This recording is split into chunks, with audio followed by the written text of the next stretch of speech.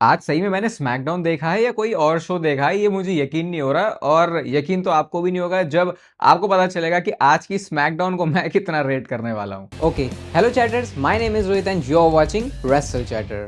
तो इस वीडियो में आज रिव्यू करने वाले हैं स्मैकडाउन के एपिसोड को, और उसके साथ ही साथ आपको इंडिपेंडेंस डे की बहुत सारी शुभकामनाएं। देखो, हम बहुत ज़्यादा एफर्ट लगा नहीं सकते देश के लिए, कई बार हमें ऐसा लगता है, लेकिन एक छोटा एफर्ट भी हम कर सकते हैं, वो है अपने आसपास गंदगी ना फैलाने का। वो सिर्फ झंडा फहराने से या फिर जैसे मैं खुद आज बात कर रहा हूँ देश के बारे में, इतना बोलने से नहीं होता, हमें एक्शंस के ऊपर भी चीज़ें लेके आनी होती। तो ये हर बारी मैं मैसेज देता हूँ, दिल से देता हूँ, ये नहीं है कि एक वो बस लाइन बोलने के लिए है। तो आई होप हम अपनी कंट्री को और बेटर बनाने में हर दिन या जब जब हमें टाइम मिले हम कुछ एफर्ट्स दे सकें। तो सबसे पहले जो स्मैकडाउन की स्टार्टिंग है वो होती है निक ऑल्डिस के साथ। उन्होंने चेल्सी ग्रीन को बुलाया और भाई मैंने इस सेगमेंट को इतना एंजॉय किया, मैं आपको बता नहीं सकता। तो क्या होता है, इन्होंने बुलाया चेल्सी ग्रीन को और वो बताते हैं कि ऑर्बिटल बोन में जो उनकी इंजरी हुई है इस बारे में उन्हें बात करनी है। लोगों ने तभी बूस्ट करना शुरू कर दिया क्योंकि उन्हें समझ में आ गया था कि शायद यहाँ पे जो टाइटल है वो रिलिंक्विश हो सकता है। चेल्सी ग्रीन आती हैं, वो बताते हैं फिर भाई कि मैंने मेडिकल टीम से बात करी है और तुम कंपीट नहीं कर सकते। अब चेल्सी ग्रीन कहते हैं नहीं नहीं, तुम वो मत बोलना जो तुम बोलने जा रहे हो। तो निक ऑल्डिस कहते हैं कि देखो, that's part of my job, और उन्होंने बोल दिया कि तुम्हें ये जो टाइटल है उसको रिलिंक्विश करना पड़ेगा। वहां पे नो नो के चैंट्स लग रहे थे, क्राउड को वो चीज़ ऑब्वियसली पसंद नहीं आया, तो उन्होंने वो रिएक्ट करके ही बताया। और रिएक्ट से मुझे याद आया कल वाली वीडियो में भाई जो आप लोगों के कॉमेंट्स थे, मेरे को लगता है कि चलो कंटेंट बनाना, पैसे कमाना तो एक अलग चीज़ है, लेकिन ये जो पार्ट है ना वो बहुत ही कम लोगों को मिल पाता है। वो लव यू सा बोलने का मन कर गया मेरा, शायद मैंने बोला नहीं है कभी, क्रिंज सा लगता है मुझे, लेकिन भाई मज़ा आ गया मुझे कल का कमेंट सेक्शन पढ़ के। तो हम स्टोरी की बात कर रहे थे तो लोगों ने वहाँ पर रिएक्ट किया कि नहीं, चेल्सी ग्रीन के पास से टाइटल नहीं जाना चाहिए। अब चेल्सी ग्रीन कहती है कि देखो यार, जब भी मेरे साथ कुछ अच्छा होता है ना उसके बाद कुछ ना कुछ डिजास्टर हो जाता है, मैंने कितना कुछ सेक्रीफाइस किया है। और वो फिर बोलती हैं कि अब क्योंकि उनके पास से टाइटल आ चुका है तो सब कुछ ऐसा लग रहा था कि सही के लिए, लेकिन फिर अब ये सिचुएशन आ गई है। और चेल्सी ग्रीन सीधा सीधा बोल देती हैं कि देखो, तुमने भी तो प्रूव किया ना समर स्लैम में सबको, तुम्हारी भी तो फैमिली वहां पे थी। तो वो थोड़ा सा इमोशनल एंगल यहाँ पे डालती हैं और कहती हैं कि जब तक कोई टाइटल मेरे से ये ले नहीं लेता, ये टाइटल सिर्फ और सिर्फ मेरा ही है। ऐसा बोल के उन्होंने वो टाइटल दे दिया निक ऑल्डिस को और वहां से जाने लगती हैं। लेकिन फिर निक ऑल्डिस का जो हृदय परिवर्तन है वो हुआ, और वो कहते हैं कि एज जनरल मैनेजर मैं जो भी कर रहा हूँ वो सही है, लेकिन एज मैन निक ऑल्डिस मेरे को फर्क नहीं पड़ता कि मेडिकल लोगों ने क्या बोला है। और उन्होंने बोल दिया कि 30 दिन का टाइम है चेल्सी ग्रीन के पास कि वो ठीक हो जाएं और इसको डिफेंड कर लें, और तब तक उनसे टाइटल कोई नहीं लेने वाला। इसके बाद निक ऑल्डिस और चेल्सी ग्रीन ने एक दूसरे को हक भी कर दिया। वाह, क्या होलसम, क्या एकदम क्यूट सा प्यारा सा मूवमेंट ये बन गया। लेकिन जब भी ऐसा मूवमेंट होता है परफेक्टली किस बंदे को तुम डाल सकते हो जो कि लोगों की बिल्कुल जला दे, वही चीज हुई। गुंथर का म्यूजिक प्ले होता है, और एक बार को गुंथर का म्यूजिक प्ले होता है ना तो वो, क्योंकि मीम्स में भी इतना देख लिया है कि ये बंदा सामने वाले का करियर खत्म करने के लिए आया है, तो चेल्सी ग्रीन को देख के ऐसा लगता है यार ये तो लड़की है, तो मतलब गुंथर अब क्या चेल्सी ग्रीन को मारने के लिए यहाँ पे आएंगे। तो गुंथर कहते हैं हो गया भैया तुम्हारा ड्रामा, क्योंकि इस बंदे के अंदर तो बिल्कुल भी जो दिल है नाम की वो कोई चीज ही नहीं है। वो सीधा निक ऑल्डिस से ही पूछते हैं कि पहले तो तुम मुझे ये बता, तुमने केविन ओवंस को क्यों डाला मेरे समर स्लैम वाले मैच में। निक ऑल्डिस कहते हैं यार अभी इस बारे में बात करने का टाइम नहीं है, मैं विमेंस चैंपियन से बात कर रहा हूँ। लेकिन फिर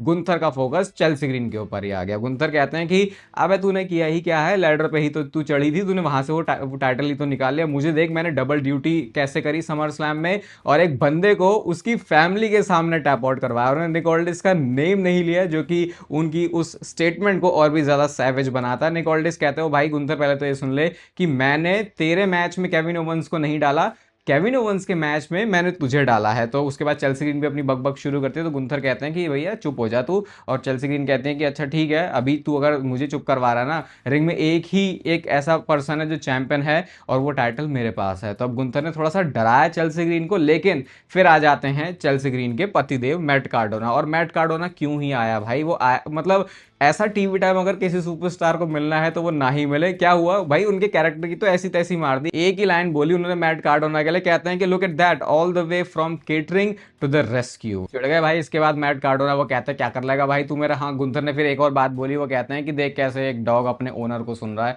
जब वो चेल्सी ग्रीन की बात सुन रहे थे। इसके बाद उन्हें गुस्सा आ गया, उन्होंने मार दिया। फिर इनके बीच में मैच शुरू होता है, भाई पैंट्स में ही लड़वा दिया आज गुंथर को। एक मूवमेंट आता है जब चेल्सी ग्रीन एप्रन पे होती है, तो ऐसा लग रहा था कि शायद ये मैच जीत सकते हैं मैट कार्डोना, मतलब ऐसा दिखा रही थी डब्ल्यूडब्ल्यू, लग कहीं से भी नहीं रहा था। उन्होंने लोबलो मारा अपना फिनिशर किया, लेकिन उस पर कुछ हुआ नहीं और फिर एंड में 2 पावर बॉम्ब लगाए, सबमिशन मूव लगाया और गुंथर ने इस मैच में हरा दिया मैट कार्डोना को। मुझे तो स्मैकडाउन की ये ओपनिंग बहुत पसंद आई। फिर इसके बाद लैश लेजेंड और नाया जैक्स भी आती हैं और उनको वो टाइटल चाहिए चेल्सी ग्रीन वाला। फिर टिफिनी स्ट्रैटन थोड़ा सेव करने के लिए आती हैं, लेकिन कुछ कर नहीं पाई वो वहाँ पे ज़्यादा, क्योंकि चेल्सी ग्रीन मारा मारी कर नहीं सकती, वो फिजिकलिटी में आ नहीं सकती, तो इस वजह से टिफिनी स्ट्रैटन का वहाँ पे भूत उतार दिया जाता है। फिर उसके बाद फिर हमें बैक स्टेज से एक सेगमेंट दिखता है और यहाँ पे क्या होता है, कोडी रोड्स निक ऑल्डिस के पास जाते हैं और कहते हैं भैया अब मैच करवाओ मेरा रैंडी ओटन से। तो संडे नाइट मेन इवेंट जो सितंबर अगले महीने होने वाला है, वहां के लिए ये मैच ऑफिशियल हो चुका है। सैमी ज़ेन आते हैं, कहते हैं ओहो भैया देखो कैसे गोल्डन बॉय की जो सारी बातें हैं उसको मान लिया जाता है,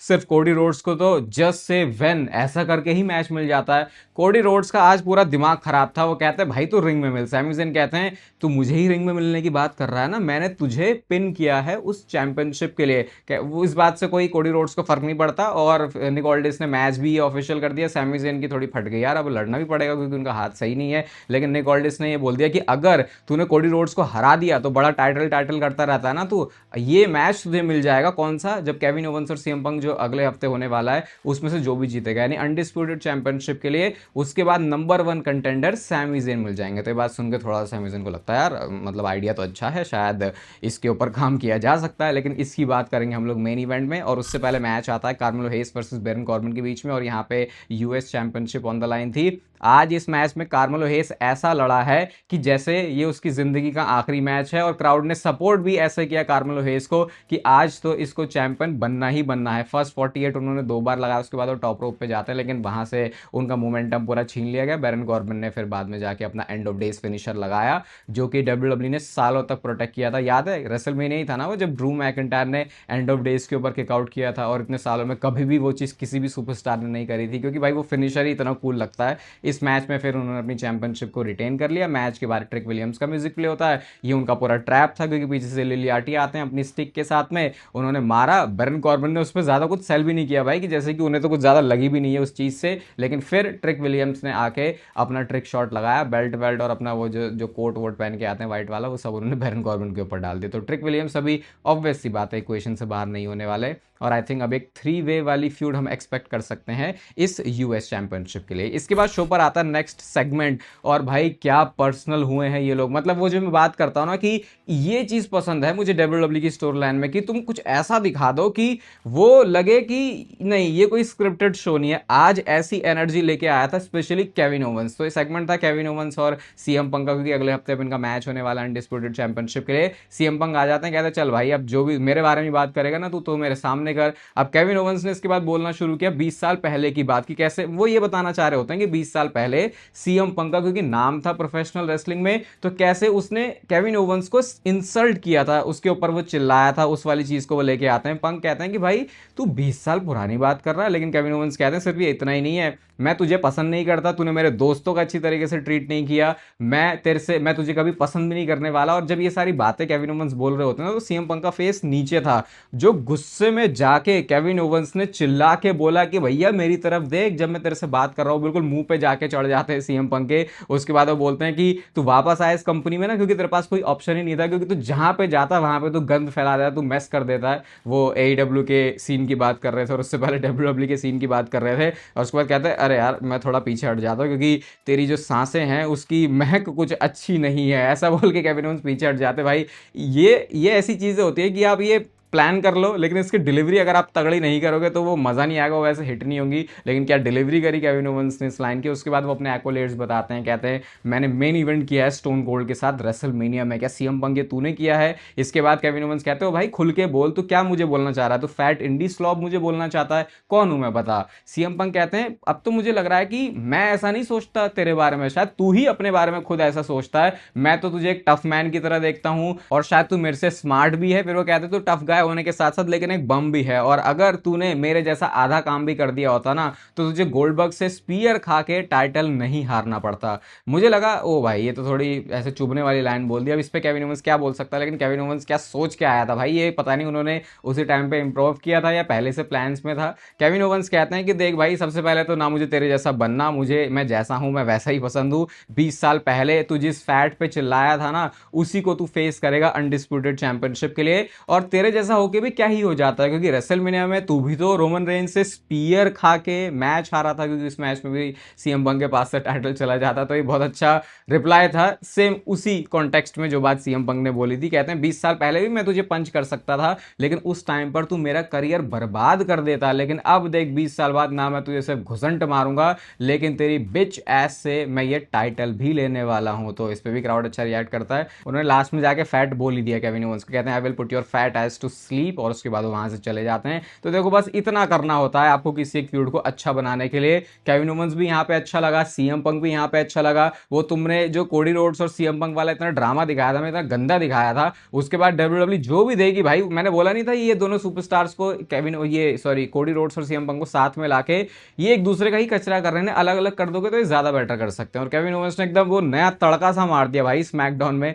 ये बात आपको माननी पड़ेगी। और अब जब अपने होम टाउन में केविन ओवेंस रेसल करेंगे अनडिस्प्यूटेड चैंपियनशिप के लिए, तो वो नजारा देखने लायक होगा। इसके बाद बैक स्टेज से सेगमेंट था, और यहाँ पे गुंथर आ जाते हैं फिन बैलर और निक ऑल्डिस की कॉन्वर्सेशन में, और फिन बैलर को बात पसंद नहीं आती कि भैया अभी जब मैं टाइटल शॉट की बात कर रहा हूँ तो एक गुंथर क्यों निकल के आ रहा है। तो मतलब ये मुझे अच्छा लग रहा है कि डब्ल्यूडब्ल्यू इसको बहुत अच्छा बना भी सकती है, कैसे कि सारे लोग चैंपियनशिप के पीछे पड़े हुए हैं, गुंथर भी पड़ा हुआ है, फिन बैलर भी पड़ा हुआ है, सैमी ज़ेन भी पड़ा हुआ है, कोडी और रैंडी भी पड़े हुए हैं, तो वो इन्होंने स्टोरी अच्छी बना दी है, मतलब इन्होंने बेसिक काम अच्छा कर दिया। लेकिन अब देखते हैं क्या आने वाले कुछ महीनों में रेसलमेनिया तक ये उसके ऊपर डिलीवर भी कर सकते हैं, क्योंकि इतने टाइम से तुमने स्लो कुक करी है स्टोरी, वो तुमने ऑलरेडी इन्वेस्ट कर दिया है, तो अब अच्छी स्टोरी अगर दे दोगे तो शायद फैंस उस चीज को एंजॉय करेंगे। इसके बाद शो पर एक टाइटल चेंज हो चुका है, जो पता भी था, एक्सपेक्टेड भी था। Damian Priest and R Truth versus War Raiders versus MFT का मैच था, जब से हाकू आ गए हैं तो एमएफटी वाले कुछ अलग ही लग रहे हैं, और यहाँ पे उन्होंने टाइटल भी कैप्चर कर लिया, और मुझे लगता है बहुत टाइम तक उनके पास रहने वाला है। वैसे तो टाला टोंगा और ये टामा टोंगा की बुकिंग इतनी कोई खास थी नहीं पिछले कुछ महीनों से,